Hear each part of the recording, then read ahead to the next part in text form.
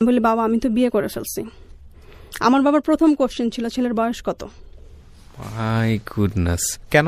কারণ বাবা জানে আমি ক্রেজি, আমেরিকা যাওয়ার জন্য আমি যে কোনো কিছু করতে পারি। আমার বাবা তাকে দেখার পরে আমার বাবার প্রথম কোশ্চেন ছিল যে 10 বছর পরে আমার মেয়ের অবস্থা কি হবে আর তোমার অবস্থা কি হবে, একবার কি চিন্তা করেছো? আমি করলাম কি, এরকম করতে করতে আমি অনেকগুলো নাম্বারে কল দিলাম। থাকে না প্রত্যেক দিনই আমি দেখি আর মানে ফোন নিয়ে কল করা, তো এরকম করতে করতে একজনকে আমি পাই, সে আমেরিকাতে থাকে, তার নাম ছিল অনিতাভ। তো একটা লোক জিজ্ঞেস করলো ও তোমার কি হয়, বলে যে আমার ওয়াইফ হয়। তার 1 মিনিট পর আমার জিজ্ঞেস করলো, আমাকে বললো রামনি তুমি কি রাগ করছো যে আমি তোমাকে আমার ওয়াইফ বলছি? আপনাদের রিলেশনশিপটা এরকম হলো কেন? আপনি কেন আপনি কখনো জিজ্ঞেস, আপনি তো গিল্টি ফিল করেন, সেটা আমি এপিসোড যারা দেখবেন সবাই বুঝবে। দর্শক এবং শ্রোতা আসসালামু আলাইকুম, আশা করছি ভালো আছেন সবাই। দোয়া এবং শুভকামনা জানিয়ে শুরু করছি স্টুডিও অফ ক্রিয়েটিভ আর্টসের আরও একটি উদ্যোগ, লাইভ। আমি যে রেডিও অনুষ্ঠান জীবন গল্প করেছি এবং সেই জীবন গল্প বা হ্যালো ইট 920 সেটারই একটা পিউরিফাই একটা ফর্ম, এবং মানুষ আসলে দেখতে চায় কারা এই গল্পগুলো বলে। তো যারা আসলে সোশ্যাল মিডিয়াতে এই গল্পগুলো বলতে চান তাদেরকে নিয়ে আমার এই আয়োজন। এবং অবশ্যই বরাবরের মতো যে কাজটি আমি করেছি, সবসময় করি, সেটা হলো একটা পুরো গল্প শোনার পরে বা একটা পুরো গল্প দেখার পরে যে মেসেজটা আমরা চাই সেই মেসেজটা আছে কিনা। আমার সঙ্গে যিনি আছেন তার সঙ্গে আপনাদের পরিচয় করিয়ে দেবো। প্রথমে নামটা একটু বলতে হবে। যে আমার নাম রহিমা আফরোজা। রহিমা আফরোজা। রহিমা আফরোজা, আপনার বয়সটা বলতে হবে। আমি এখন 32। 32, ওকে। আপনি আমেরিকান সিটিজেন? জি।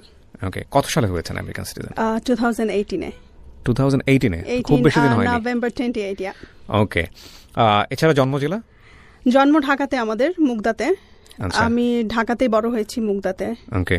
আমি আসলে আমাদের ফ্যামিলিটা মিডল ক্লাস ফ্যামিলি, 3 ভাই 1 বোন, আমি সবার ছোট। তো আনফরচুনেটলি আমার মেঝো ভাইটা 18 বছর 5 মাসে ব্রেন স্ট্রোক করে মারা যায়। বাবা খুব ব্যস্ত ছিলেন আপনার ব্যবসা নিয়ে। আমাদের পিরিয়ামিনি মার্কেটে তখন 5টা দোকান ছিল, তো আব্বা ব্যবসা বাণিজ্য সবকিছু নিয়ে ব্যস্ত। আপনি এই যে গল্পটা বলছেন তখন আপনার বয়স কত? স্কুল লাইফের কথা বলছি। আমার বাবা খুব স্ট্রিক্ট মানুষ ছিলেন, কিন্তু যখন 98-এ জুলাইয়ের 10 তারিখে আমার মেঝো ভাই মারা যায়, তখন তার মধ্যে ওই স্ট্রিক্টনেসটা একদম চলে যায়। লাইক শাসন করা যে ফ্যামিলিতে, ওই শাসন করাটা তার ছিল না। আর আমার বড় ভাইয়া 95-এ সাউথ কোরিয়াতে চলে যায়। তো আমি যখন ক্লাস 10-এ পড়ি তখন বাবা তার সব ব্যবসা বাণিজ্য সব কিছু গুটিয়ে ফেলে। গুটিয়ে সে বাড়ি করবে। তখন আমরা টিন শেড বাসায় থাকি। তো বাড়ি করবে, সব কিছু বিক্রি করলো, মানে আমাদের জাস্ট দোকানগুলো বিক্রি করলো। বাট দ্য থিং ইজ, এক মেয়ে হিসেবে যেই আদরটা পাওয়ার কথা ছিল আমার, ওই আদরটা আমি এখন ফিল করি যে ওই সময় হয়তো ছিল না। আমি যখন ইন্টারমিডিয়েটে পড়ি তখন আমার পরিবার সিদ্ধান্ত নিল যে আমাকে বিয়ে দিয়ে দিবে। বিয়ে দিতে চাওয়ার কারণটা ছিল এরকম, আমার ভাইয়া আমার এক বান্ধবীকে খুব পছন্দ করত। আচ্ছা। বাট পার্সোনালি আমার ফ্যামিলি চাইতো না যে ওই ফ্যামিলিতে ভাইয়া বিয়ে করুক। তো এইটা নিয়ে আমার ফ্যামিলি ভেটো দেয়, আমিও ভেটো দেই যে না, ও আমার বান্ধবীকেই কেন বিয়ে করতে হবে। ওকে। তো যাই হোক, তখন আমার ছোট ভাই আমার সাথে অনেক খারাপ ব্যবহার করা শুরু করলো। তো এইরকম অবস্থা দেখে আমার বাবা সিদ্ধান্ত নিল যে সে আমাকে বিয়ে দিয়ে দিবে। তো ইন্টার আমি কমপ্লিট করলাম। কমপ্লিট করার পরে অনেকজনই দেখতে আসে। তো তার মধ্যে একটা ফ্যামিলি ছিল যে ছেলের বোন আমাদের এলাকাতে বিয়ে দেওয়া, মানে বিয়ে দিয়েছে। তো একদিন আমার বাবা খুব অসুস্থ, আমি ফার্মেসিতে ওষুধ আনতে যাই। তো তখন ছেলেপক্ষের বেয়াই সে আমাকে দেখে। তো দেখার 2 দিন পরেই সে আমাদের বাসায় বিয়ের প্রস্তাব পাঠায়। তারপরে তারা আসলো, আমার স্পষ্ট মনে আছে, ডিসেম্বরের 30 তারিখ 2008 সালে আসলো তারা আমাকে দেখতে। দেখে তাদের পছন্দ হলো। ডিসেম্বরের 31 তারিখে আমার বিয়ের দিন তারা ঠিক করলো। জানুয়ারির 3 তারিখ আমার বিয়ে হবে। কারণ হচ্ছে ছেলে আমেরিকাতে থাকে, ছেলের হাতে বেশি সময় নাই, কি বলে এটাকে, ছেলেকে চলে যেতে হবে। হোয়াট ইজ ইউর রেসপন্স, মানে হোয়াট ওয়াজ ইউর রেসপন্স? আমার রেসপন্স ছিল যে বাবা মা যেইটা সিদ্ধান্ত নিবে আমি সেইটাই করব। মানে হয় না, ওই টিনেজ বয়সে তো আমরা অনেক সময় ফল ইন থাকি কারো না কারোর প্রতি বা ওরকম। না, ওই রকম কখনো ছিল না। ওকে। না, জানুয়ারির 3 তারিখে আমার বিয়ে হলো। বিয়ে হয়ে গেল। কিন্তু আমার বাবা যে একটা ভুল করলেন, ছেলের বাড়ি ঘর কোথায়, ছেলে কি করে না করে কিচ্ছু দেখলেন না। ছেলে আমেরিকাতে থাকে সেইটাই। কারণ ছোটবেলা থেকে তার ইচ্ছা ছিল, আমি প্যান্ট শার্ট পরতে খুব পছন্দ করতাম। তো তার ইচ্ছা ছিল যে তার মেয়েকে সে আমেরিকাতে বিয়ে দিবে। আমার বাবাও আমেরিকাতে ছিল 4 বছর। আপনি প্যান্ট শার্ট পরতেন এই কারণে? হ্যাঁ, আমার বাবার মেন্টালিটি ছিল যে আমি বাইরের কান্ট্রিতে সেটেল হতে চাই, প্যান্ট শার্ট পরি অলওয়েজ। আমার মেন্টালিটি একটু ডিফারেন্ট, আমাকে সে বাইরে বিয়ে দিবে, বাইরের ছেলে দেখে। বিয়ের গাড়িতে করে যখন ওর বাসার কাছাকাছি এসে সে আমাকে বলছে, তুমি কি হেঁটে যাবে না রিকশায় যাবে আমাদের বাসায়? তো আমার না জিনিসটা কেমন যেন খটকা লাগলো। তখন তাদের বাসা ছিল মানিকদি। তো গাড়ি মেইন রোড থেকে নেমে এমন চিপা রাস্তা, 5 মিনিট হেঁটে যাওয়া লাগবে, ইদার রিকশায় যাওয়া লাগবে। আর রিকশায় যদি যাই আমি, তাহলে ওই রাস্তা দিয়ে একজন মানুষ পাস করতে পারবে না। গলি, এত গলি, আর এইরকম গলি আমি জীবনে কখনো দেখি নাই মুগদাতে। কারণ আমি যেহেতু বর্ন অ্যান্ড ব্রট আপ আমার মুগদাতে, আর তখন জগৎটাও আমার ছোট ছিল, খুব বেশি বড়ও ছিল না। তো যাই হোক, রাতের বেলা আমি গেলাম ওদের বাসায়। সকালবেলা যখন ঘুম থেকে উঠলাম, বারান্দায় গেলাম, তারপরে দেখলাম যে ওদের বারান্দার ওখানে বিশাল বড় ঝিল। আর আমি মনে মনে বললাম যে আব্বা আমারে কোন সাগরে ফেলে দিল। ঝিল হলে তো খুশি হওয়ার কথা, সুন্দর দৃশ্য। না, আমার কাছে ওইটা ভালো লাগছিল না। রাস্তাটা দেখেই আমার যেন ওই রাত থেকে ইমপ্রেশনটা নষ্ট হয়ে গেছে। আমি ছোটবেলা থেকে আমার যেরকম ড্রিম ছিল যে বিশাল বড় বাসা হবে, সবকিছু সুন্দর ঝকঝকে তকতকে হবে, একটা ড্রিম থাকে না মেয়েদের, যে আমার শ্বশুর বাড়িটা এইরকম হবে। হ্যাঁ, না ড্রিম বয় বাদই দিলাম, বাট শ্বশুর বাড়িটা অনেক সুন্দর হবে, আমার বিয়েটা অনেক ধুমধাম করে হবে, বাট সেটা হয় নাই। ছোটখাটো একটা অনুষ্ঠান করে জাস্ট দিয়ে দেওয়া। আমাদের রিলেটিভস কেউ যদি তার সাথে কথা বলতো না, সে একই কথা বলতো যে আমি তো বিয়ে করতে চাই নাই, আমার ফ্যামিলি আমাকে জোর করে বিয়ে করিয়ে দিয়েছে। এটা ছেলেটা বলতো সব সময়। তো আমি একদিন না খুব রাগ হয়ে ওকে বললাম যে এইটা তো দরকার কি ছিল। তো পরে আমি জানতে পারি এজ গ্যাপ কত ছিল তখন। ওর সাথে আমার এজ গ্যাপ ছিল 9 ইয়ার্সের। পরে আমি শুনতে পারি যে আমাকে যেদিন সে বিয়ে করে, যেদিন আমাদের বিয়েটা ঠিক হয়, 31 ডিসেম্বর থেকে 3 জানুয়ারি পর্যন্ত তাকে রুমে অলমোস্ট নজরবন্দি করে রাখা হয়। তারপরে সে আমাকে বিয়ে করতে আসে। ও ওখানে আমেরিকাতে একটা মেয়েকে পছন্দ করে, সিলেটি মেয়ে। ওই মেয়েকে যদি বিয়ে করে তাহলে তাদের সাথে আর যোগাযোগ করবে না, তারা তাদের ছেলেকে লুজ করবে। এটা আপনি শুনেছেন? শুনেছি। আমি মনে হয় বিয়ের 3 দিনের দিনই আমাকে রান্নাঘরে ঢুকিয়ে দেওয়া হয়েছে। ও যাওয়ার মনে হয় 3-4 দিন আগে একটা মেয়ে ফোন করেছে, আমি ফোনটা ধরলাম। ধরার পরে ওকে চাইলো, আমি ওকে দিয়ে দিলাম। আমি কখনো প্রশ্ন করি নাই যে মেয়েটা কে অথবা কোনো কিছু, ওগুলো আমার মাথাতেই ঢুকে নাই।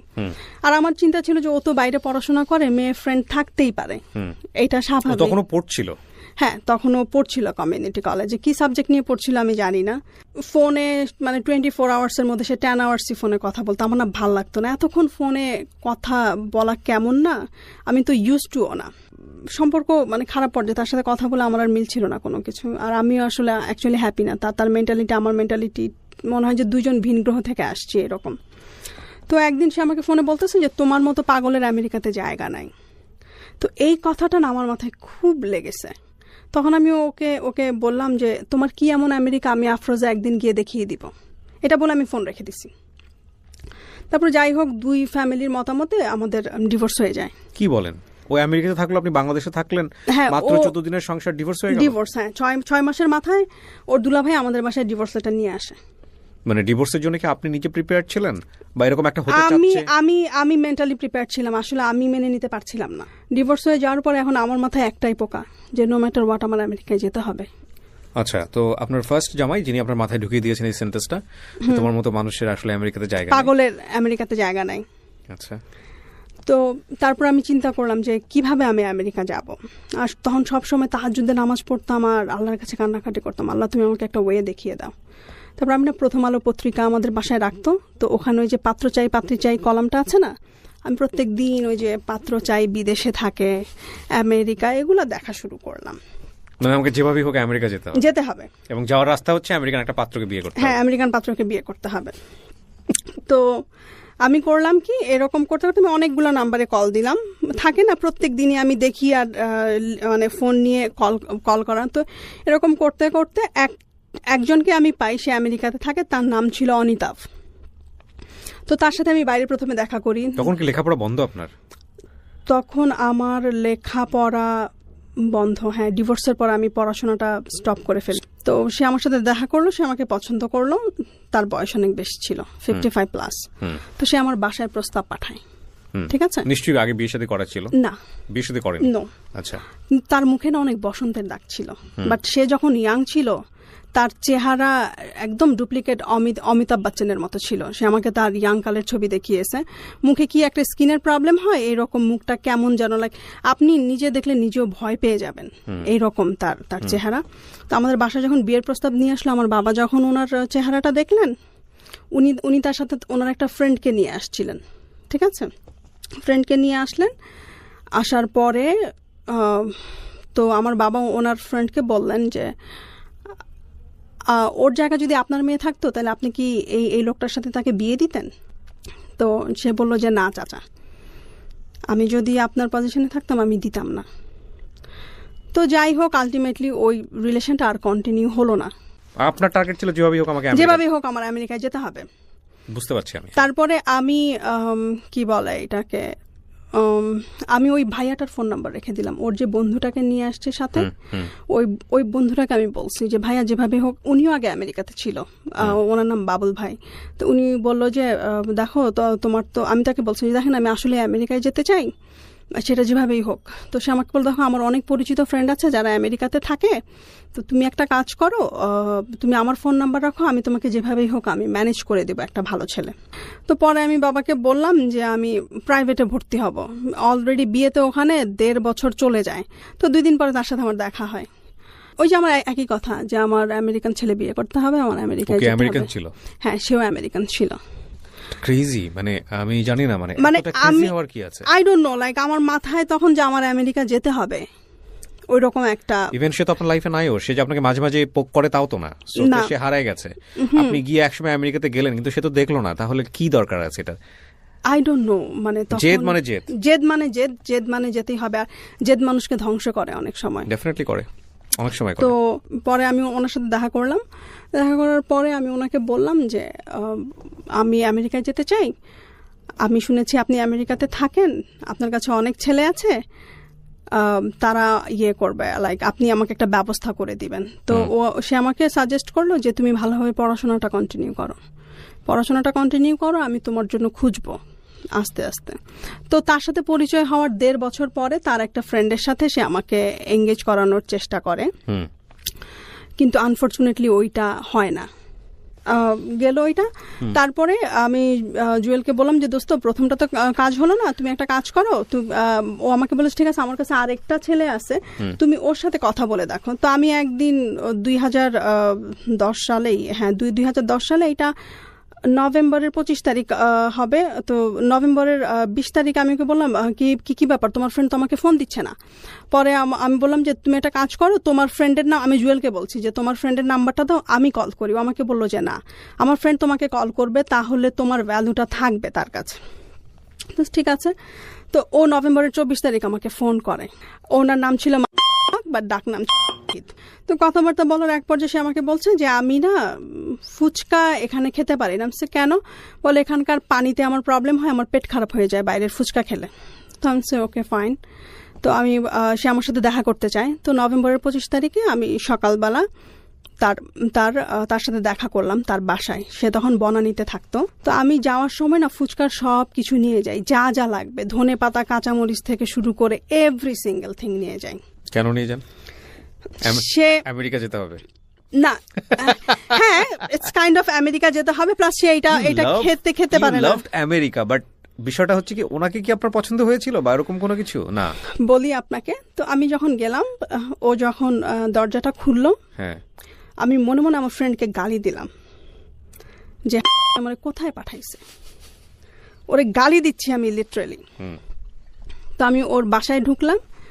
প্রথমে ওকে ভালোবাসি নাই, ওর বাসার প্রেমে পড়ে গেছি। আমার যে ড্রিম হাউস ছিল, ওই ড্রিম হাউসটা দেখলাম।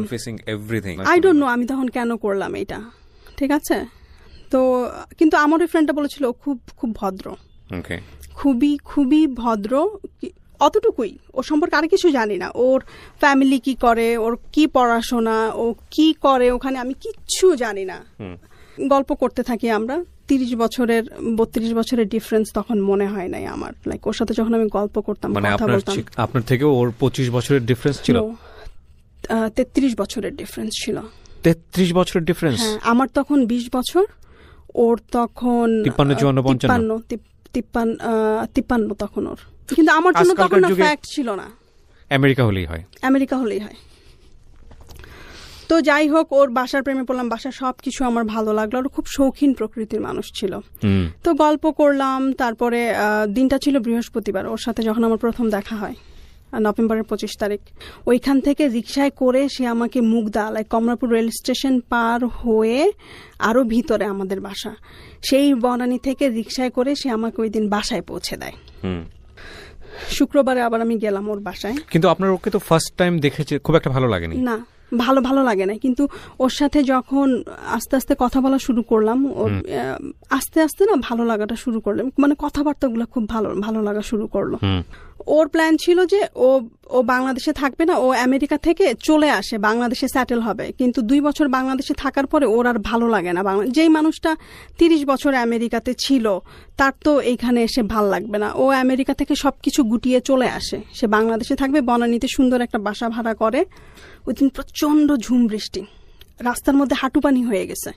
তো আমার বাবা আমাকে, আমি যাব, একবার নিচে নামছি, আমার বাবা আমাকে ধমক দিয়ে উপরে নিয়ে গেছে, বলে এই বৃষ্টির মধ্যে তো কুকুরও বের হয় না, তুই কেন বের হবি, তুই বের হতে পারবি না। আর আমার মাথায় চিন্তা, আমি তোকে কথা দিয়ে ফেলছি যে আমি সকাল 10টার মধ্যে যেভাবে হোক আমি বনানীতে থাকবো, আমার তো যেতে হবে। পরে চিন্তা করে আব্বাকে বললাম, বাবা আজকে তো ইউনিভার্সিটিতে যেতেই হবে, কারণ ঢাকা ইউনিভার্সিটির প্রফেসরের ক্লাস যদি মিস করি সে অনেক রাগ হয়ে যাবে। এই কথা বলে আমি একটা রিক্সা নিয়ে আমি চলে গেলাম বনানী। যাওয়ার পরে সে আমাকে বলল যে তোমার ফ্যামিলিতে কেউ আমার কথা জানে? আমি বলছি যে না, কেউ জানে না। না, সরি, আমি এই কথাটা আমার মায়ের সাথে শেয়ার করেছিলাম যে মা, আমি এরকম একজনের সাথে কথাবার্তা বলি, ভালো লেগেছে। আমার ডিভোর্সের পরে আমার মা আমার বেস্ট ফ্রেন্ড হয়। আমি আমার মায়ের সাথে সব কথাই শেয়ার করি, আমি কোথায় কি করি না করি। তো আমার মা তখন আমাকে বলল যে তুই একটু আমাকে বিয়ে করার আগে, তুই যদি বিয়ে করতে চাস আমাকে একটু দেখাস বিয়ে করার আগে। তো ও যেদিন আমাকে বাসায় পৌঁছে দেয়, আমি কি আম্মাকে বলি যে আম্মা আসছিল। তো আম্মা বলে তুই আমাকে একটু ফোন করে বলতে, আমি না হয় বারান্দা থেকেই দেখতাম। যাই হোক, তারপর আমি ওর বাসায় যাই। যাওয়ার পরে সে আমাকে বলে যে তোমার ফ্যামিলিতে তোমার সাথে কার ফ্রেন্ডলি রিলেশনশিপ? আমার মায়ের সাথে, আর আমার মায়ের সাথেই মোস্টলি। তো আমাকে বললো যে তুমি তোমার মাকে ডাকো, তোমার বড় ভাইকে ডাকো। তখন আমি আমার বাবাকে প্রচন্ড ভয় পেতাম।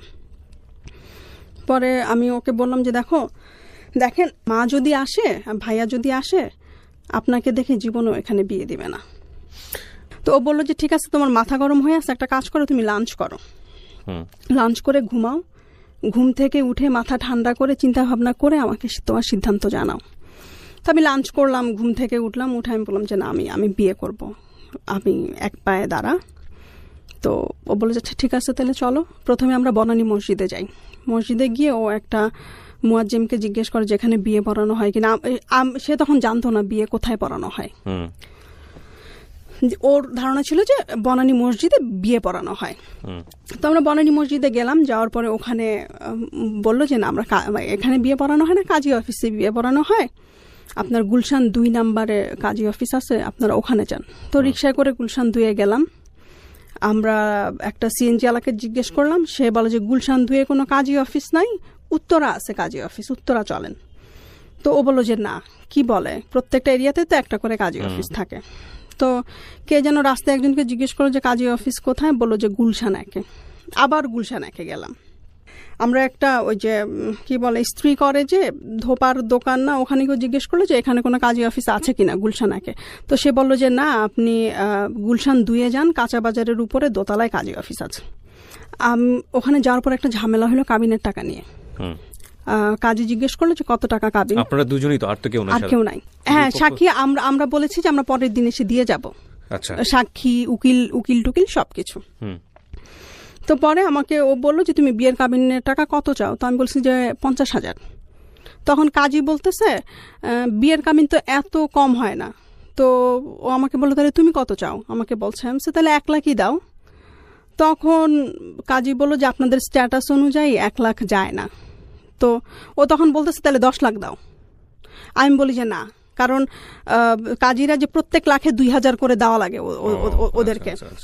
তা আমি বলি কেন শুধু শুধু 10 লাখ টাকা কাবিন দিয়ে 20,000 টাকা ওদেরকে দাও, আবার বিয়ের জন্য আরো 5,000, টু মাচ। আমি যে না, কোনো দরকার নাই। পরে কাজী ও বলতেছে তাহলে কাজী সাহেব আপনিই বলেন কোনটা আপনার মডারেট লাইক অ্যামাউন্ট হবে। তো কাজী বলল যে তাহলে 4 লাখ করেন। তো আমি যখন কবুল পড়ি তখন মাগরিবের আজান দিচ্ছিল। তারপরে বাসায় আসলাম। ও আমাকে বিয়ের পরে মনে হয় প্রায় 200 রজনীগন্ধা কিনে দেয়। আমার রজনীগন্ধা খুব প্রিয় একটা ফুল। ওর দিক থেকে কোনো আত্মীয় ছিল না? না, কেউ ছিল না। ইভেন ওরা কয় ভাই বোন, ওর মা বাবা কি আছে না আছে আমি কিচ্ছু জানি না। ও ম্যান, আমি কিচ্ছু, আমি আই ডোন্ট নো আমি কেন ক্রেজি ছিলাম। লাইক ওর কথাবার্তা কিছু একটা আমাকে মানে ওর কথাবার্তা আচার ব্যবহার আমার প্রতি ও খুব কেয়ারিং ছিল। আপনারা যারা গল্পটা শুনছেন বা দেখছেন তাদের অনেকেরই আমি বারবার বলছি যে ওনাকে জাজ করতেছেন। আমি জানি এই গল্প যারা দেখবেন তারা ম্যাক্সিমাম এই কাজটাই করবেন। ডোন্ট জাজ হার। আপনারা নিজেকে প্রশ্ন করেন এগুলো আমাদের লাইফে ঘটে কিনা, তাহলেই বুঝতে পারবেন। ওকে, তারপর? ও অনেক কেয়ারিং ছিল, আমাকে একটা বেবির মতো ট্রিট করতো। ওকে, বাট এটা খুব অল্প সময়ের জন্য না, আপনার 1 সপ্তাহ তো হয় নাই, তার মধ্যে দুই সপ্তাহ। নভেম্বরের 24 তারিখে, নভেম্বরের 25 তারিখে দেখা হলো, ডিসেম্বরের 9 তারিখে বিয়ে করলাম। তার আগে মোট 4 বার না 5 বার দেখা হয়েছে ওর সাথে আমার। তো আপনি এর মধ্যেই আপনি কেয়ারিং এর ব্যাপারটা নিয়ে আসছেন, মানে এত দ্রুত আপনি ওর প্রতি ডিভোটেড হয়ে গেলেন? হ্যাঁ, জানি না কেন, লাইক হঠাৎ করে ওর প্রতি আমার ডিভোশনটা চলে আসলো। তো আমার মা বাসায় ছিলেন না। তখন পর্যন্ত আপনি জানেন যে ওর ফ্যামিলির কে কোথায় আছে, কি করছে? কিচ্ছু জানেন না? জানি না, কিচ্ছু না। তারপর আমি আমার মাকে ফোন করলাম। আপনার মনে হয় না যে আপনি অনেক ভয়ঙ্কর রকমের ক্রেজি কাজ করে ফেলেছেন ওই সময়টাতে? না, তখন মনে হয় সেটা তো আপনার ফ্যামিলি করেছিল। আপনি যদি আপনার কথা যদি সত্য মেনে নেই, কারণ এই প্রশ্নগুলো আমাকে করতে হবে। আপনার ফার্স্ট হাজব্যান্ডের ক্ষেত্রে আপনার ফ্যামিলি একটা বড় ভুল করেছিল অ্যাকর্ডিং টু ইউর ভয়েস, যে তারা কোনো কিছু দেখেনি, জানেনি, শোনেনি। তো সেম ভুলটা থেকে তো আপনার মানে শিক্ষা নেবার কথা। সেক্ষেত্রে আপনি একই ভুল এত রাফলি কেন করলেন? আমি জানেন এটা ভুল হয়েছে না, শুধু ফিউচারে বলে দেবে। ওই যে আমেরিকা যেতে হবে, মাথার মধ্যে ভূত। ও আমাকে পাগল বলেছে, যেতে হবে আমেরিকা, দেখাতে হবে ওকে। আমি পাগল না, আমি এই ভদ্রলোক যে আসলে আমেরিকাতে থাকে এটা আপনি নিশ্চিত ছিলেন? হ্যাঁ, কারণ আমার ফ্রেন্ড যে জুয়েল, ও আমাকে বলছে ও আমেরিকান সিটিজেন। আপনি ওকে ব্লাইন্ডলি বিলিভ করতেন? হ্যাঁ, ওকে আমি ব্লাইন্ডলি বিলিভ করতাম অনেস্টলি। বিয়ে করার পর আমি মাকে ফোন করি, আমার বাবা ফোনটা ধরার পরে আমার বাবা আমি জিজ্ঞেস করলাম মা কোথায়? বলে বাইরে হাঁটতে গেছে। বলে তুই কই, বাসায় আসবি না? তখন বাজে রাত 8টা। আমি বলি বাবা আমি তো বিয়ে করে ফেলছি। আমার বাবার প্রথম কোশ্চেন ছিল ছেলের বয়স কত। মাই গুডনেস, কেন? কারণ বাবা জানে আমি ক্রেজি, আমেরিকা যাওয়ার জন্য আমি যে কোনো কিছু করতে পারি। আর ওই যে প্রথমবার যে একটা ছেলেকে আনছিলাম বাসায়, ওর বয়স যে 55+ ছিল, এর জন্য বাবার প্রথম কোশ্চেন ছিল ছেলের বয়স কত। তো আমি নাম্বারটা বলছিলাম না। বাবা বলে কত? 45। আমি বলি যে না, আর একটু বেশি। বাবা বলে 46। আমি বলি যে না, আর একটু বেশি। বলে 48। আমি হ্যাঁ 48। 53 আমি বলি নাই তখন। ইভেন তখন আমি নিজেও জানতাম না ওর এই যে 53। তারপরে বাবা ফোনটা রেখে দেয়। না, হ্যাঁ, বাবা ফোনটা রেখে দেয়। তারপর আমার মা ফোন করে হাউমাউ করে কান্না, যে মা তুই এত বড় একটা সিদ্ধান্ত নিয়ে ফেললি, এত একটা কাজ করলি, আমি তো তোর সাথে ফ্রি ছিলাম, তুই তো আমাকে অ্যাটলিস্ট ফোন করে বলতে পারতি, তুই কেন বললি না? এদিক দিয়ে সারা রাত আমি টেনশন যে ও পরের দিন সকালবেলা আমাকে শ্বশুর ওর মায়ের সাথে পরিচয় করিয়ে দিবে। আমি টেনশনে সারা রাত ঘুমাতে পারি নাই। ওর মাকে ফোন করে বলে কি, মা ওরা প্রত্যেক শুক্রবারে ওরা 2 ভাই ওর মায়ের কাছে ওর সকালবেলা নাস্তা খেত। তো আমার হাজবেন্ড ফোন করে বলছে যে মা আমার একটা বন্ধু আসবে বাসায় নাস্তা খেতে, নাস্তা একটু বেশি করে বানিয়ে রেখো। তো সে ওইখান থেকে আসে, বনানী থেকে তাকে পিক করে তারা 2 ভাই মিলে যায় মাকে দেখতে। মায়ের সাথে সকালে তারা নাস্তা করে প্রত্যেকদিন শুক্রবার, এটা তাদের রুটিন। তারপর সারা রাত আমাদের ঘুম হয় নাই। ভদ্রলোককে আগে বিয়ে করেছিলেন? না, কখনো না। কোনোদিন করেন নাই? না। তখন পর্যন্ত আপনি জানতে পেরেছেন যে কেন বিয়ে করেনি? না, আমি জিজ্ঞেসও করিনি। তখন পর্যন্ত আপনি জিজ্ঞাসা করেননি? ওকে, তারপরে সারা রাত ঘুম নাই। ভোর 6টা বাজে সিএনজি নিয়ে, আর ওই যে আমাকে যে প্রথমে যে রজনীগন্ধা ফুল কিনে দিল, ওইটা নিয়ে আমি আমার শাশুড়ির বাসায় চলে গেলাম। ভোর 7টা বাজে গিয়ে পৌঁছাইছি। ও আমাকে ড্রয়িং রুমে বসিয়ে গিয়ে তখন আমার শাশুড়ি ঘুমাচ্ছিলেন। শাশুড়িকে ঘুম থেকে তুলে এনে বলতেছে যে মা তোমার জন্য বউ নিয়ে আসছি। আমার মনে হচ্ছে আমার আমি শাশুড়ি- ক্যামেরা থেকে পালাই যাই, cause I am feeling you, এবং পুরো গল্পটা চোখের সামনে ভাসতেছে। ওকে, তারপর আমার শাশুড়ির রুমে আমাকে নিয়ে গেল, নিয়ে তার বিছানার পাশে একটা চেয়ার ছিল, ওখানে আমাকে বসালো। আমার শাশুড়ির হাত পা খুশিতে কাঁপতেছিল। ও খুশিতে? খুশিতে। আমার শাশুড়ির হাতে একটা চুড়ি ছিল, তো সে হজ থেকে 6টা চুড়ি নিয়ে আসে তার 6 ছেলের বউয়ের জন্য, কিন্তু বউয়েরটা দেওয়া এটা হয় হজ না। থেকে না, সৌদি আরব থেকে এনেছে। সরি, আমরা যেটা করি আর কি, হ্যাঁ, you are right, you are absolutely right. আমরা হজে গেলে এই হজে গেলে, জিনিসগুলো হ্যাঁ, করি। তো হজে যখন যায় সে 6টা বউয়ের জন্য 6টা চুড়ি নিয়ে আসে। হ্যাঁ, তো এই চুড়িটা প্রথমে ওর ছোট বোনকে দিয়েছিল। আমার শাশুড়ি বলেছিল যে কখনো বিয়ে করে তাহলে আমার পক্ষ, আমি যদি বেঁচে না থাকি, আমার পক্ষ থেকে এই চুড়িটা আমার ছোট ছেলের বউকে দিও। সে অনেক দূরদর্শী মহিলা ছিলেন। মানে বিষয়টা এরকম দাঁড়িয়েছে যে আমার ছেলে বিয়ে করেছে, এটাই সবচেয়ে খুশির খবর। হ্যাঁ। কাকে করেছে, কি করেছে সেটা ফ্যাক্ট না। সেটা ফ্যাক্ট না। তারপরে সে একে একে আমার সব ভাসুরদেরকে ফোন দেয়। তার আইকিউ লেভেল খুব ভালো ছিল। ওরা সব ভাই বোন আমেরিকা কানাডাতে স্যাটেল। নাস্তা করতে বসলাম, আমার শাশুড়ি না খুশিতে খেতে পারছে না। সে টেবিলে বসে আল্লাহর হাতে 2 হাত তুলে কি যে দোয়া আমাদের জন্য যে তার ছেলে বিয়ে করছে, এটাতেই অনেক খুশি। তো তারপর আমরা একসাথে নাস্তা করলাম। নাস্তা করে তারপরে আমার হাজবেন্ড বলল যে আমাদের একটু কাজ আছে মা, আমাদেরকে যেতে হবে। তো এর মধ্যেও আবার ছবি তুললো। আচ্ছা, এখানে আমার প্রশ্ন হচ্ছে যে আপনার হাজবেন্ডের জায়গা থেকে কোনো প্রবলেম ছিল না, না, তাহলে আপনার হাজবেন্ডের পক্ষ থেকে তো কেউ থাকতে পারতো আপনাদের বিয়েতে। ও না একটু ইন্ট্রোভার্ট টাইপের ছিল, ও না সারপ্রাইজ দিতে খুব পছন্দ করতো। ওকে, তো আমি বাসায় আসলাম। আমরা, আপনি বিয়ের আগে কখনো জিজ্ঞেস করেননি যে তোমার ফ্যামিলিতে কোনো প্রবলেম হবে কিনা আমাকে নিয়ে? সে বলছে যে না। আমি যখন জিজ্ঞেস করলাম বলে যে না, কোনো প্রবলেম হবে না। এই জন্য এটা আমার লাইফ, তারপর লাইক আমার জীবন, আমি সিদ্ধান্ত নিব। কে কি মনে করলো না মনে করলো সেটা আমার দেখার বিষয় না।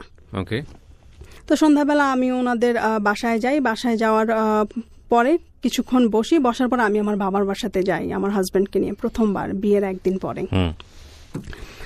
বা মা বাবাকে ফোন করে বলি সে আসতেছে। তো যাওয়ার পরে আমাদের বাসার যেই কালচার, টেবিল ভর্তি খাবার দাবার। তো আমার বাবা তাকে দেখার পরে আমার বাবার প্রথম কোশ্চেন ছিল যে 10 বছর পরে আমার মেয়ের অবস্থা কি হবে আর তোমার অবস্থা কি হবে, একবার কি চিন্তা করেছো? তো ও কি উত্তর দিয়েছে আমি জানি না, পরে আমি শুনেছি যে আমার বাবা ওকে প্রথম এই কোশ্চেনটা করার পরে আমি আমার জামা কাপড় সব কিছু গুছাচ্ছি। আমার বাবা এসে ওর সাথে কিছুক্ষণ কথা বলল, এসে দরজার সামনে বলতেছে যে ও একটা পাগল, ওর সাথে তুই জীবনে কখনো সংসার করতে পারবি না। এটা ছিল আমার বাবার প্রথম কথা আমার সাথে আমার বিয়ের পরে। তারপর আমাকে বলতেছে আমরা কাউকে এখনো বলি নাই তুই বিয়ে করছিস, এখনো সময় আছে, চলে আয়। তারপর আমি আমার বাবাকে বলি যে না, আমার বিয়ে হয়ে গেছে, আমার পক্ষে সম্ভব না ফিরে আসা। এটা বলে তারপর আমার কাপড় চোপড় নিয়ে আমার মায়ের সাথে অনেকক্ষণ কান্নাকাটি করে আমি সারা রাস্তা কাঁদতে কাঁদতে আসি বনানীর বাসায়। তো যাই হোক, এইটার পর থেকে না ও আর কখনো আমাদের বাসায় আমি যে যাব ওইটাও সে পছন্দ করতো না। মানে ওর ওই কথাটা খুব খারাপ লেগেছে আমার বাবা ওকে যে কথাগুলো বলছে। তো দেখা গেল যে আমার বিয়ের 1 মাস পর আমাদের রিসেপশন হয়। রিসেপশনে ওদের ভাই বোন মোটামুটি সবাই চলে আসে কানাডা আমেরিকা থেকে। খুব সুন্দর একটা আমরা ঘরোয়া পরিবেশ, শুধুমাত্র আমার ফ্যামিলি মেম্বার আর ওর ভাই বোনেরা, বাইরের কেউ ছিল না। বাইরের লোকের মধ্যে ছিল শুধুমাত্র আমার উকিল বাবা। 2 মাস বনানীতে থাকার পরে সে আমেরিকাতে চলে যাবে। আমরা সব কিছু হোম বাউন্ডের থ্রুতে কি বলে লাস ভেগাসে পাঠিয়ে দিব। সে লাস ভেগাসে বাড়ি কিনে সে আর বাংলাদেশে থাকবে না। তো সব জিনিসপত্র হোম বাউন্ডের থ্রুতে আমরা পাঠিয়ে দিই লাস ভেগাসে। তো সে মার্চ মাসে চলে যায় বিয়ের 3 মাস পরেই। তো আমি বিয়ের 2 মাস বনানীতে থাকার পরে 1 মাস আমি আমার শাশুড়ির সাথে থাকি। তো আমার শাশুড়িকে আমার খুব ভালো লাগে, এত সুন্দর, এত ভালো মানুষ আমি মনে হয় আমার জীবনেও দেখি নাই। কারণ আমার তো তিক্ত অভিজ্ঞতা ছিল আমার প্রথম শাশুড়ির সাথে। তো আমার শাশুড়িকে মনে হয়েছে সে আমার জীবনে আমার একটা ফেরেস্তা, এরকম মনে হয়েছে। ওকে। তো আমার শাশুড়ি খুব অসুস্থ, আমি তার টেক কেয়ার করি। সে আমাকে খুব ভালোভাবে অ্যাকসেপ্ট করে। আর আমি যখন ওনার টেক কেয়ার করি তখন সে আমাকে একটা কথা সবসময় বলতো। আমি যখন আমার ছেলেকে বলতাম যে বাবা তুমি কবে বিয়ে করবে, তখন আমার ছেলে আমাকে উত্তর দিত, এমন এক মেয়েকে বিয়ে করবে যে মেয়ে তোমার টেক কেয়ার করবে। আর মাথার মধ্যে একটা জিনিসই কাজ করতো যে আমি তো কয়েকদিন পরে আমেরিকা চলে যাব, তাহলে তো আমি আমার শাশুড়ির সেবা যত্ন করতে পারবো না। তো যতটুকু পারি আমার শাশুড়ির আমি সেবা যত্ন করে যাই। আর ওভার দ্য ফোনে অল দ্য টাইম বলতো যে নিজের উন্নতির জন্য কিছু করো, পড়াশোনা করো, এইটা করো ওইটা করো। আমি না শুনতাম না ভাইয়া তখন। ওর কথা ছিল যে তুমি কেরিয়ার ওরিয়েন্টেড হও, জীবনে কোনো কিছু করো, আমেরিকা এসে তুমি পড়াশোনা করো। আর ওর একটা কথা ছিল যে তুমি অনেক ইয়াং, আমি জানি, বাংলাদেশে থাকাকালীন সে আমাকে বলতো যে তুমি অনেক ইয়াং, আমি জানি তুমি আমার সাথে থাকবে না সারা জীবন। তুমি যখন কলেজে যাবে, পড়াশোনা শেষ করবে, ভালো চাকরি করবে, তখন আমি দেখে শুনে একটা ভালো ছেলে দেখে আমি তোমাকে বিয়ে দিয়ে দিব। ও মাই গড।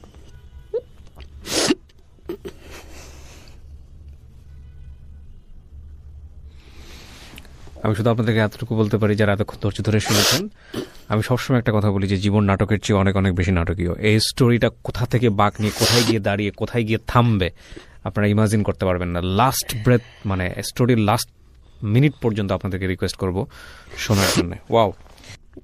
তখন ওই যে মাথায় ছোট, আমি বেবি লাইক, সবাই প্যাম্পার করতো অনেক।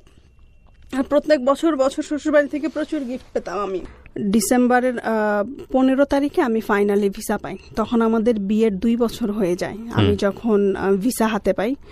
আমি মনে হয় একমাত্র ব্যক্তি দুনিয়াতে যে ভিসা পাওয়ার পরের দিনই ফ্লাই করে। মানে রাক্ষসের মতো অপেক্ষা করছিলাম যেটাকে বলে। ভিসা পেলাম বৃহস্পতিবার বিকালে। ও আরেকটা কথা বলতে ভুলে গেছি, আমার বার্থডে 27 অক্টোবর, ওইটা কোরবানির ঈদ ছিল। টানা 3 দিন আমার বার্থডে সে সেলিব্রেট করে। যখন ভালো তখন খুব ভালো মানুষ, আসলে সে খুব ভালো মানুষ। যখন খারাপ সে ভয়ঙ্কর খারাপ। যখন খারাপ মানে কথা বন্ধ, ওইটাই আমার কাছে ভয়ঙ্কর খারাপ মনে হতো। মানে শত কান্নাকাটি করলেও তাকে ম্যানেজ করা যেত না, আমার চোখের পানি তার কাছে কিচ্ছু না তখন। এরকম আমি খুব ট্রাভেল লিভিং চ্যানেল দেখতাম তখন, তো ওখানে লাস ভেগাস দেখাতো, কি যে সুন্দর লাগতো টিভিতে দেখতে লাস ভেগাস।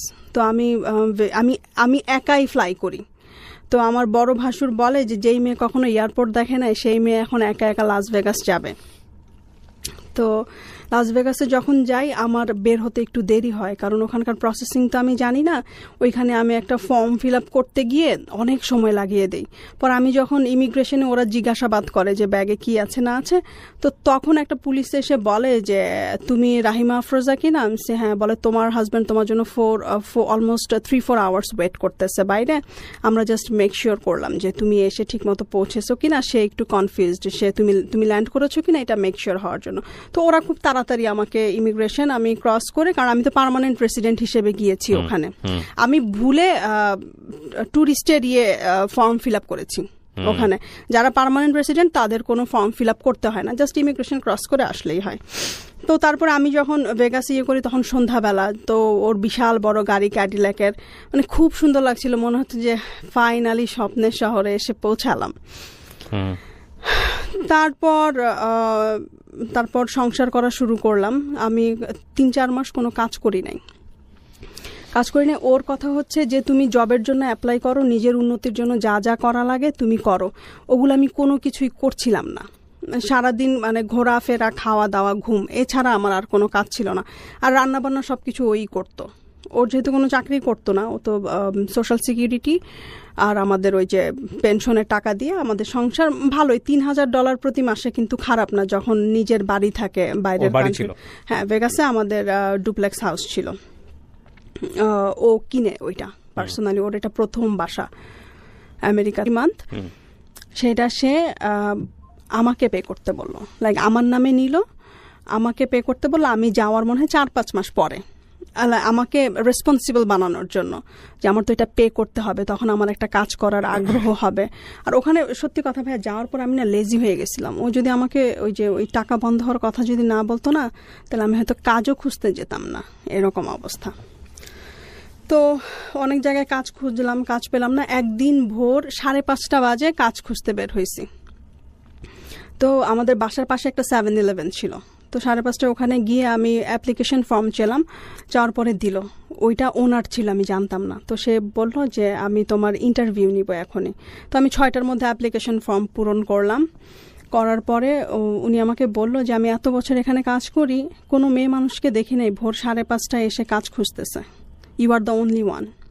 আর তখন কমিউনিকেশনের প্রবলেম ছিল।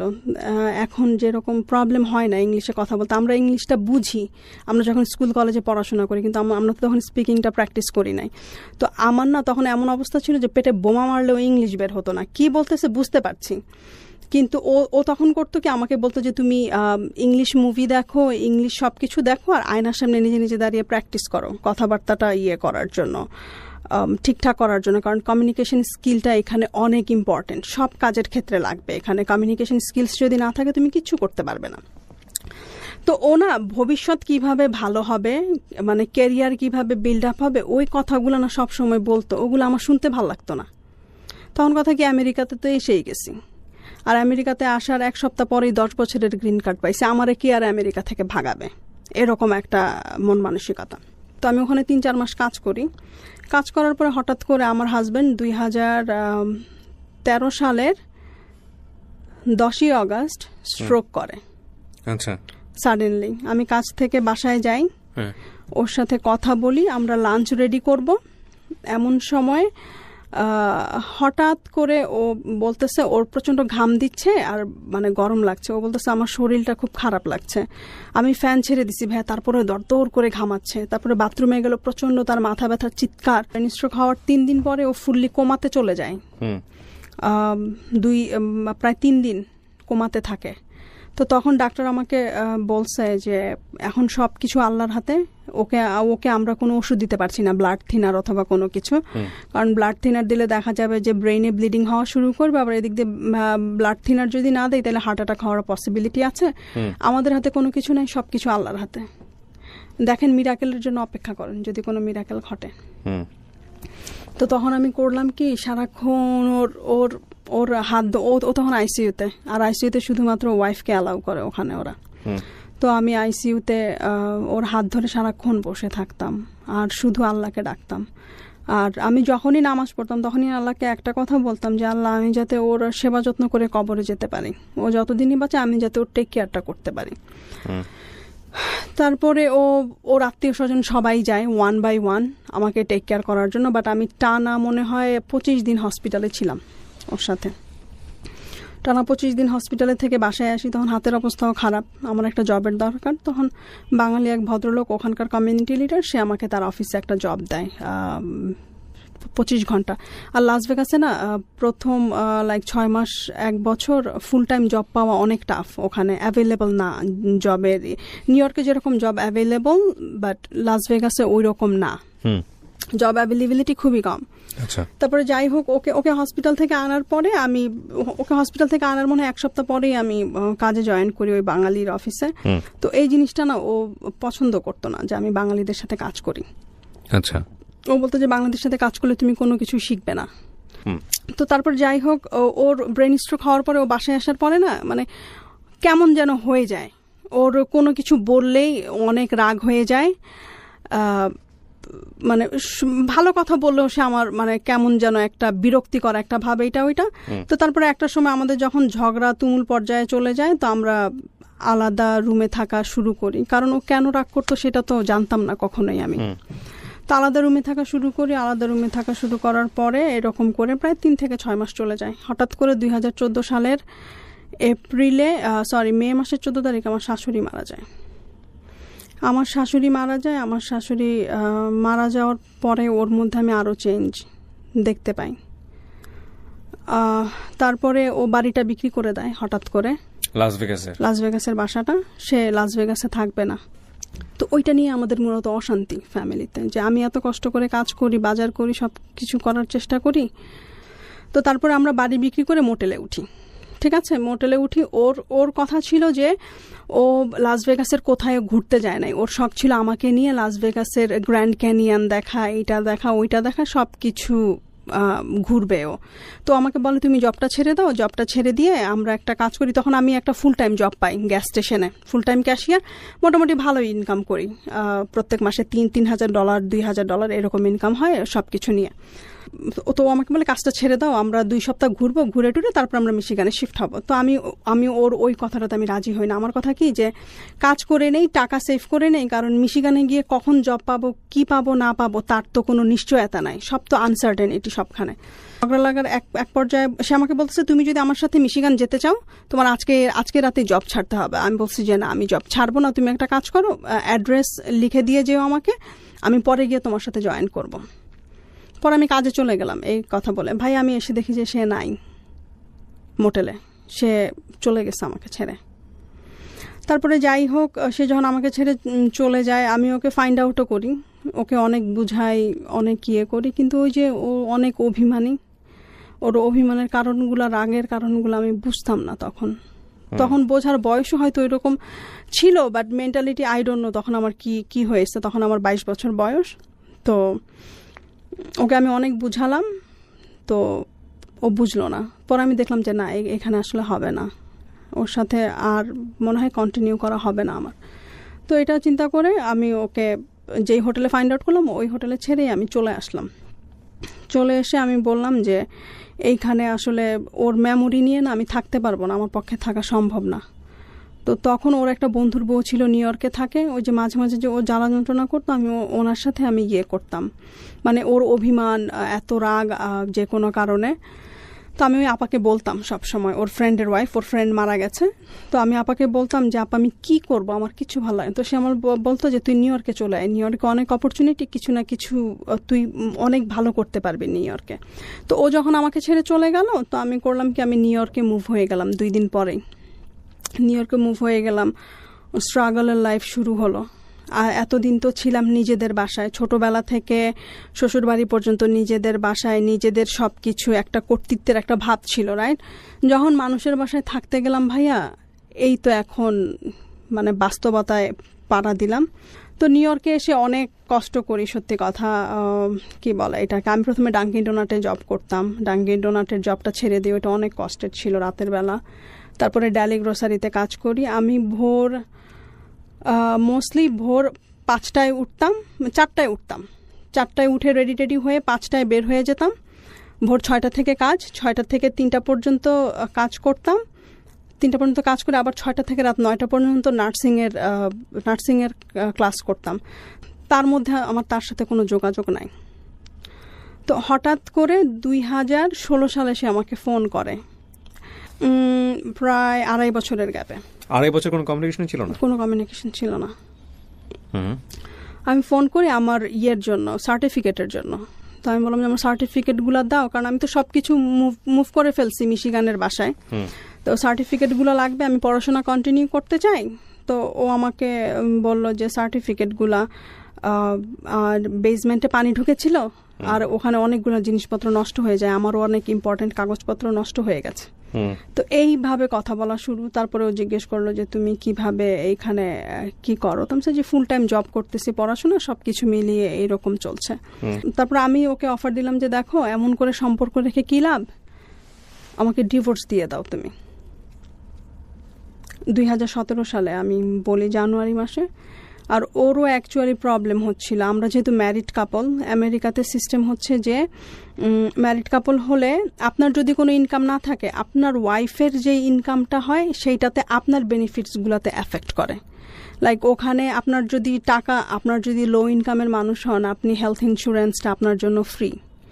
তো দেখা গেছে মানে আপনার ওয়াইফের যে ইনকামটা হবে সেটা কাউন্ট করে ফেলবে, আলটিমেটলি কাউন্ট করে ফেলবে। হ্যাঁ, আর ও তো শারীরিকভাবে ও অনেক অসুস্থ, তো দেখা যেত যে ওর ট্রিটমেন্টের জন্য অনেক টাকা ওর পকেট থেকে পে করা লাগতো। আর আমেরিকাতে ট্রিটমেন্ট অনেক অনেক অনেক এক্সপেন্সিভ। হ্যাঁ, তো আমি বললাম যে এইভাবে রিলেশন রেখে কি লাভ, আমরা একটা কাজ করি, আমরা আলাদা হয়ে যাই। তো 2017 সালে আমরা আলাদা হয়ে যাই, ডিভোর্স হয়ে যায় আমাদের। মিউচুয়ালি আপনারা ডিভোর্স দিয়ে দেন? হ্যাঁ, মিউচুয়ালি ডিভোর্স দেই। আমি কোনো কিছু ক্লেম করি নাই, একদম $0 ডিভোর্স যেটা বলে, ওইটা আমি করি।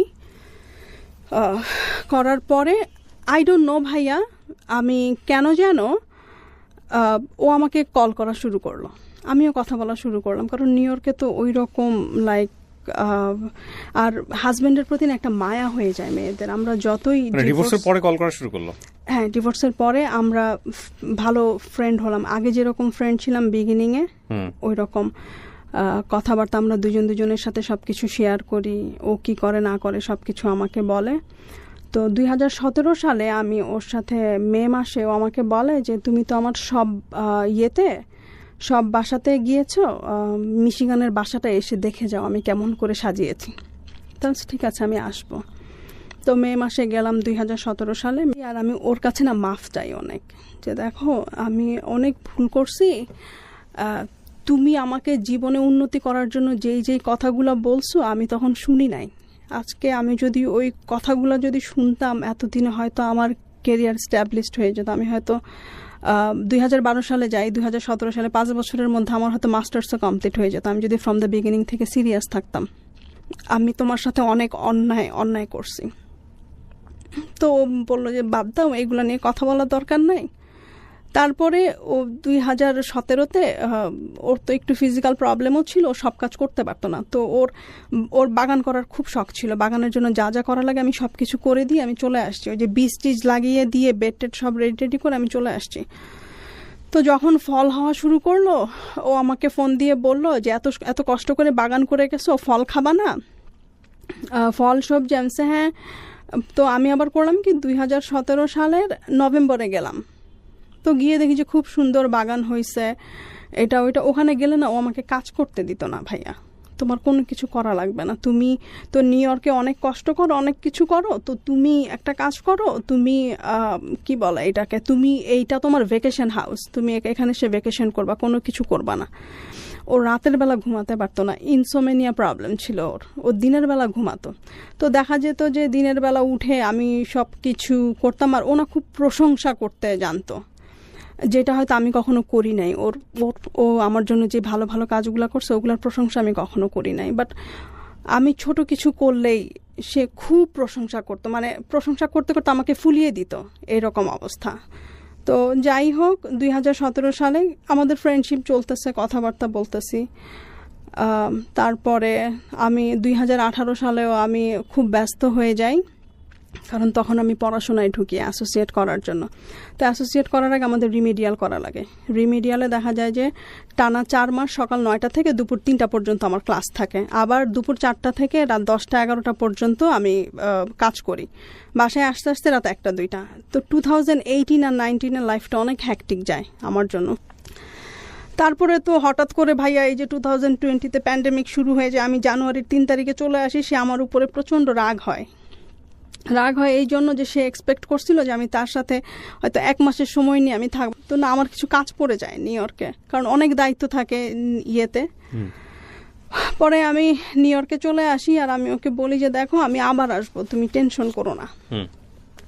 তো সে আমাকে তখন বললো যে এইটাই তোমার সাথে আমার লাস্ট দেখা, তোমার সাথে আমার আর দেখা হবে না। তো আমি বললাম যে না, তোমার সাথে আমার দেখা হবে, তুমি টেনশন করো না। তারপর তো আমি জানুয়ারিতে চলে আসি, কথাবার্তা হয়, প্যান্ডেমিক শুরু হয়।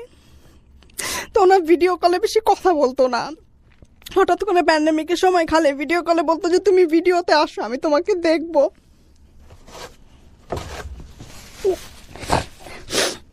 আর খালি বলতো যে আমি আর বেশি দিন বাঁচবো না, তোমার সাথে আর আমার দেখা হবে না। তা আমি না এটা মানে আমি ওকে, ও যখনই ফোন করতো প্যান্ডেমিকের পরে, মানে প্যান্ডেমিকের সময়, তখন বলতো যে আমাকে রামনি বলে ডাকতো, যে রামনি তোমার সাথে আমার আর দেখা হবে না ফিজিক্যালি। আমি বলি যে না, তুমি কি বলো, তোমার সাথে আমার দেখা হবে।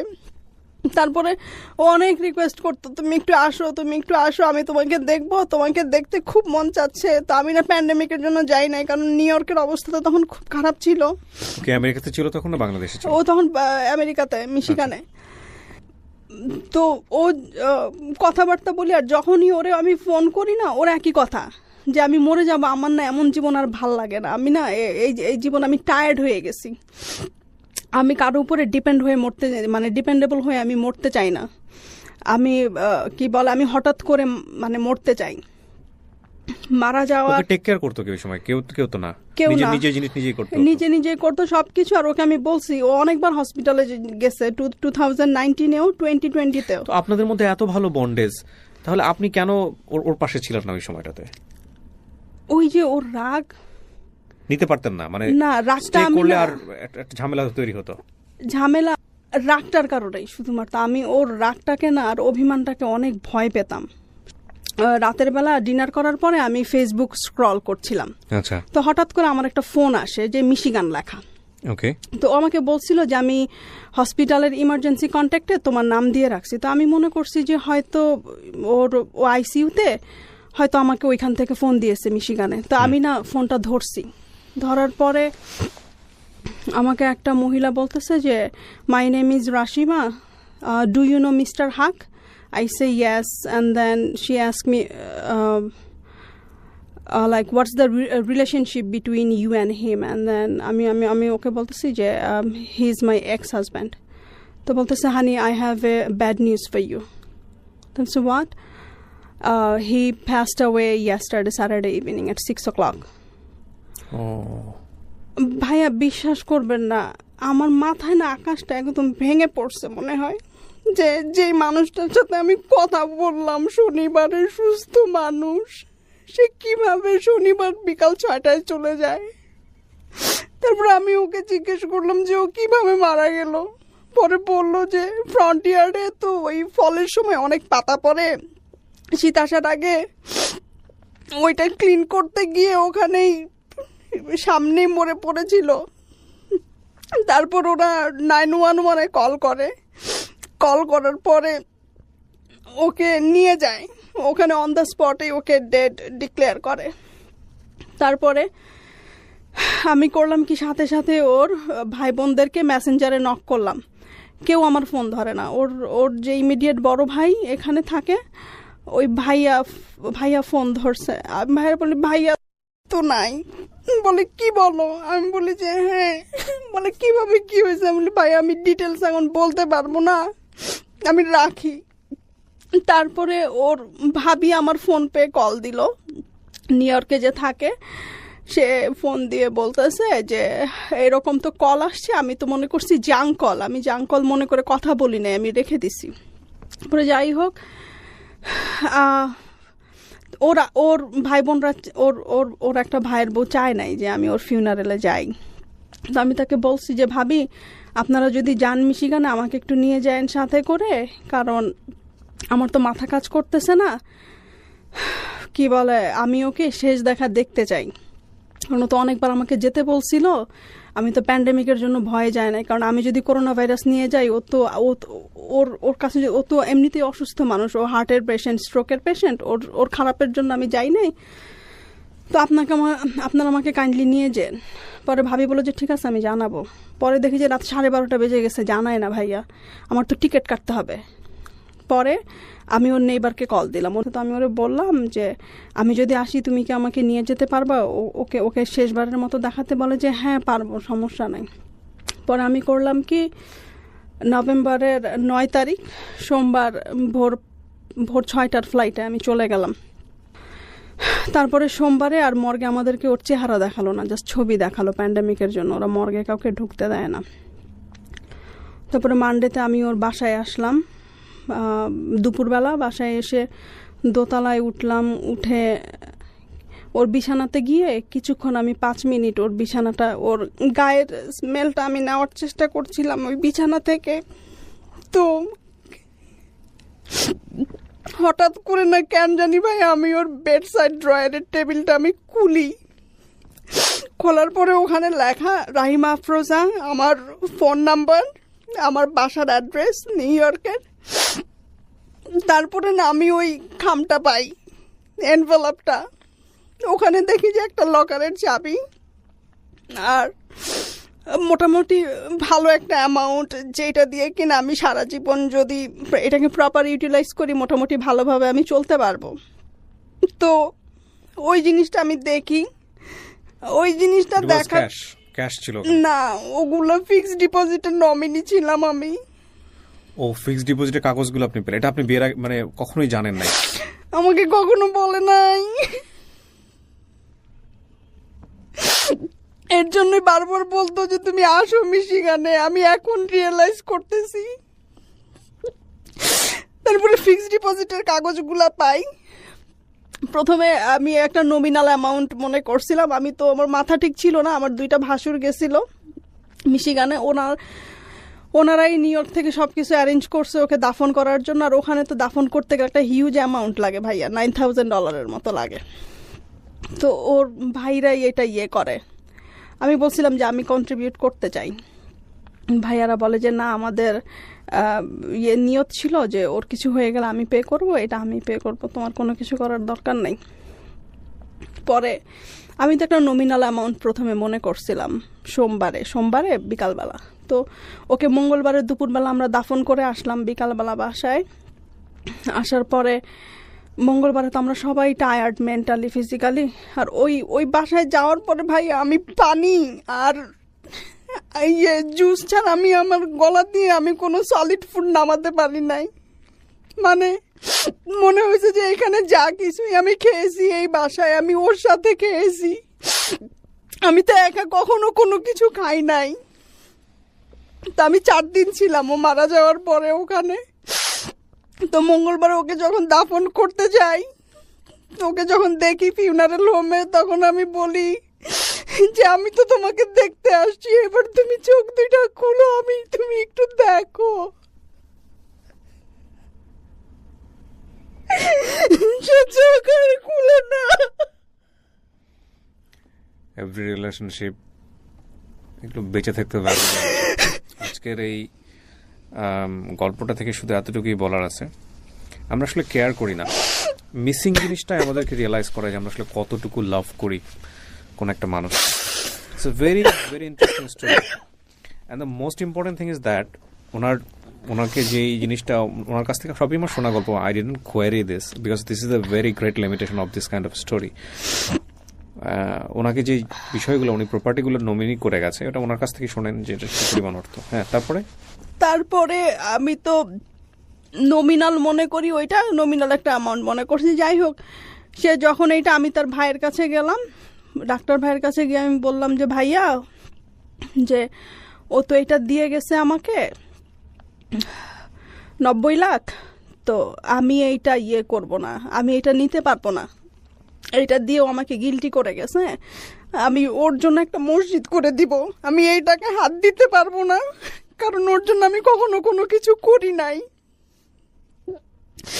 তারপরে ভাইয়া বুধবার সকালবেলা ভাই আমাকে বললো যে তুমি সব কাগজগুলো আনো। এনে দেখে যে আমাকে বলে যে রোজা, এখানে তো 90 লাখ না, এখানে তো 1,70,00,000। তো আমি বলি ভাইয়া বিশ্বাস করেন আমি এগুলোর কিচ্ছু জানি না, আরো এগুলা করে আমার আরো গিল্টি করে দিয়ে গেছে, কারণ ওর জন্য আমি কিচ্ছু করতে পারি নাই। আর এই অপরাধ বোধ আমার সারাটা জীবন কাজ করবে। মারা যাওয়ার আগে 27 অক্টোবর সবসময় আমার জন্মদিনে গিফট পাঠায়। তো 2019-এ ও $1,600 দিয়ে একটা কোট কিনে আমার জন্য পাঠায়। আমার জীবনের সবচেয়ে দামি গিফট ছিল ওইটা। তারপরে 2020-তে যখন আমার জন্মদিন হয় 27 তারিখ, আমি ফোন করে বলি আজকে আমার জন্মদিন। বলে কি ইদানিং কিচ্ছু মনে থাকে না, সরি আমি তোমার জন্মদিন ভুলে গেছি। সকালে কথা বললাম, রাত্রে ফোন করেছে আমাকে, ফোন করে বলে রামনি তুমি আমার কাছে কোনো টাকা ধার পাও? ওর মাঝে মাঝে যখন ওর একটু ফাইন্যান্সিয়াল ক্রাইসিস ছিল 17-18, তখন ওর ফ্ল্যাটটা বিক্রি হয় নাই। তো আমি ওকে বলেছি যখন তোমার টাকার দরকার হবে আমাকে বলবে, আমি তোমাকে হেল্প করব। তো যখন যা লাগতো আমি দিতাম, কিন্তু কখনো জিজ্ঞেস করতাম না যে তুমি কবে ব্যাক করবে কি নাকি। আমার মধ্যে একটা জিনিসই কাজ করতো অলওয়েজ, যে ওর জন্য আজকে আমি আমেরিকাতে, ওর জন্য আমি ইনকাম করতে পারতেছি, ওর জন্য আমি আমার কেরিয়ার বিল্ড করতে পারতেছি, ও যদি আমাকে না আনতো তাহলে এগুলো কোনো কিছুই আমার দ্বারা করা সম্ভব হতো না। আমি আমার ফ্যামিলিকে কম বেশি হেল্প করতে পারতেছি, আমার চারপাশের মানুষজনদেরকে হেল্প করতে পারতেছি। তো আমি না সারা জীবন ওর কাছে কৃতজ্ঞ ভাইয়া, সত্যি কথা। তো আমি ওর কাছে সব সময় ক্ষমা চাইতাম, তুমি আমাকে ক্ষমা করে দিও। তো আমাকে বলে আমি তোমাকে অনেক আগে ক্ষমা করে দিছি, তুমিও আমাকে ক্ষমা করে দিও। তো 27 তারিখে ফোন করে বলে তুমি আমার কাছে কোনো টাকা পাও কিনা। আমি বলি যে না, তুমি যা টাকা নিয়েছো সব আমাকে ফেরত দিয়ে দিছো। বলে ইদানিং আমার কিচ্ছু মনে থাকে না। তারপরে আমার ভাসুর আমাকে বলল যে ওখানে 1,70,00,000 আর তোমার ইন্টারেস্ট ও আরো 13-14 লাখ টাকা। তারপরে এই যে ভাই, আমি আজকে সকালে ফাইন্ড আউট করতে পারছি ওর ভাই যেটা এখানে থাকে সেন্ট্রাল রোডে, উনি খুব ভালো মানুষ। এই আমাকে বলতেছিল যে ওর একটা প্রায়োরিটি অ্যাকাউন্ট আছে ব্যাংকে, ওইটাতে মেম্বার হতে গেলে অ্যাটলিস্ট 20 লাখ টাকা জমা দেওয়া লাগে প্রায়োরিটি মেম্বারশিপের জন্য। তো তুমি জানো কি না ওর ভাই আমাকে বললো যে ওর প্রায়োরিটি অ্যাকাউন্ট আছে। তো আমি বললাম আজকে সকালে ওই যে ডিপোজিট স্লিপ করতে গিয়ে দেখি ওই প্রায়োরিটি অ্যাকাউন্টে আরো 30 লাখ, 2 কোটির উপরে সবকিছু নমিনি আপনি? হ্যাঁ, ওর এবি ব্যাংকের নমিনি। আপনাদের ডিভোর্স হয়েছিল কত সালে? 2017-এ ডিভোর্স হওয়ার পরে উনি চাইলে নমিনিগুলো চেঞ্জ করে ফেলতে পারতো না, ও নমিনি করেছে আমাকে 2019-এ নভেম্বরে। ও ও ওয়াও, এটা কোনো রিলেশনশিপ লাগে না বা কি হয় না, কিছু লাগে না? ওখানে না সে আমাকে হাউস ওয়াইফ দিয়েছে। আচ্ছা। আর সে না এক্স ওয়াইফ কথাটা কখন উচ্চারণ করে নাই। আমি এটা কিভাবে বুঝেছি, একদিন আমরা বাইরে রেস্টুরেন্টে খেতে গেলাম, তো টেবিল অনেক কম ছিল, তো আমরা একটা টেবিল শেয়ার করলাম। তো একটা লোক জিজ্ঞেস করলো ও তোমার কি হয়, বলে যে আমার ওয়াইফ হয়। তার 1 মিনিট পর আমাকে জিজ্ঞেস করলো, আমাকে বললো রামুনি তুমি কি রাগ করছো যে আমি তোমাকে আমার ওয়াইফ বলছি? আপনাদের রিলেশনশিপটা এরকম হলো কেন? আপনি কখনো জিজ্ঞেস, আপনি তো গিল্টি ফিল করেন, সেটা আমি এপিসোড যারা দেখবেন সবাই বুঝবে, ডেফিনেটলি আপনি গিল্টি ফিল করেন, কিন্তু আপনার এই সিচুয়েশন হওয়ার পেছনে যথেষ্ট কারণ ছিল। কিন্তু আপনার এই গল্প শুনে একটা শিক্ষা আমার নিশ্চয়ই এসছে, সেটা আমি শেয়ার করবো আমার দর্শকদের সঙ্গে। কিন্তু এই জীবনটা তো এরকম হওয়ার কথা ছিল না, এরকম কেন হলো আপনার কি মনে হয়? না, ও আমাকে না জিজ্ঞেস করতো যে তুমি কেন সংসার শুরু করো না, তোমার তো জীবন পড়ে আছে, আমার তো জীবন শেষ, তুমি কেন শুরু করো না? তো আমি ওকে বলতাম যে ন্যাড়া বেলতলায় একবার যায়, আমি তো 2 বার গেছি, আমার তো শিক্ষা হয়ে গেছে, আমার আর ইচ্ছা নেই। আমার মনে হয় কি যে সংসার করতে গেলে আবার আগে যে প্রবলেমগুলো সাফার করছি, আবার যদি ওইরকম কিছু হয়, এখন একটা ভয় কাজ করে, এখন আর কাউকে বিশ্বাস করতে পারি না। প্রথম কথা, এই অর্থ আপনি এখন যে জীবনে আছেন বা আপনি যা করছেন তাতে হয়তো অর্থের প্রয়োজন হবে না আপনার লাইফ সেটেল করার জন্য, কারণ আপনি নিজে ইনকাম করতে পারেন। ওনার ফ্যামিলির দিক থেকে কি কোনো ধরনের কোনো চাপ আছে এই অর্থ নিয়ে? না না, ওদের একটাই কথা, ওরা খুব ভালো মানুষ, এটা আমি বলবো। তারা আমার সাথে কখনো খারাপ কোনো কিছু করে নাই, আমার শ্বশুর বাড়ির লোকজন কখনোই না। আমার ভাসুর আমাকে বলছে যে এটা শেষ ইচ্ছা ছিল, আমরা ওর শেষ ইচ্ছার রেসপেক্ট করব, ওদের কারো কোনো সে নাই। It's a beautiful story. First of all, আপনি আপনার ইডিওলজি, আপনার এথিক্সের জায়গাটা থেকে আপনি যে কোনোভাবে এই গল্পটাকে মূল্যায়ন করতে পারেন। বাট আমি প্রথমে যে কথাটা বলেছি সেটা হচ্ছে ডু নট জাজ দ্য গেস্ট। যিনি এখানে আসেন তাকে জাজ করবেন না। আপনি আপনার এই জায়গাটা থেকে কি নিলেন সেটাই হচ্ছে বড় কথা। আমরা আমাদের গল্পটার বিন্যাস এমনভাবে করেছি যাতে করে কাউকে এখানে হেয় না করা হয়, সবাই খুব রেসপেক্টের জায়গাটায় থাকেন।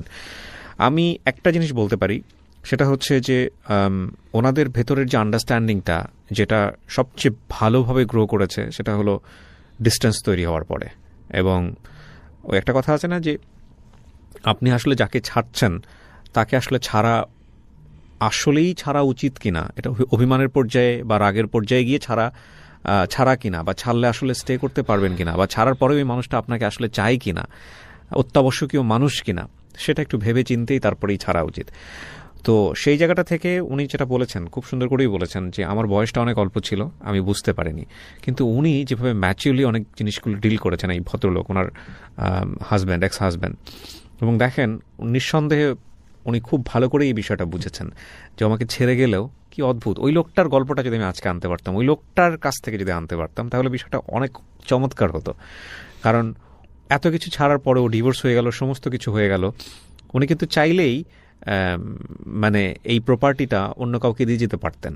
হ্যাঁ, ডিভোর্স হয়েছে মানেটা কি, তিক্ত সম্পর্ক আমরা যেটা জানি আমাদের সামাজিকতার জায়গাটা থেকে, কিন্তু তারপরেও সবচেয়ে কাছের মানুষের কাছেই সমস্ত প্রপার্টি, ওনার জীবনদশায় যা আছেন সমস্ত কিছু দিয়ে গেছেন। অদ্ভুত সুন্দর গল্প, আমার খুব ভালো লেগেছে।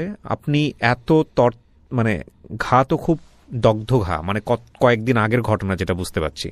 এই অবস্থায় আপনি হচ্ছে আমাদের শ্রদ্ধেয় গুরুজন, আমি বলি আমাদের বাদল সৈয়দ স্যার, তার সঙ্গে আপনার পরিচয় হয় ফেসবুকে, এবং উনি আমাকে রেফার করেন আপনার ব্যাপারে, এবং আপনি আসছেন আজকের এই গল্পটা বলার জন্য।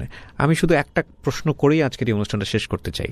আপনি গল্পটা কেন বললেন, এই গল্পটা? কারণ আপনার এই উত্তরের মধ্যেই অনেক বড়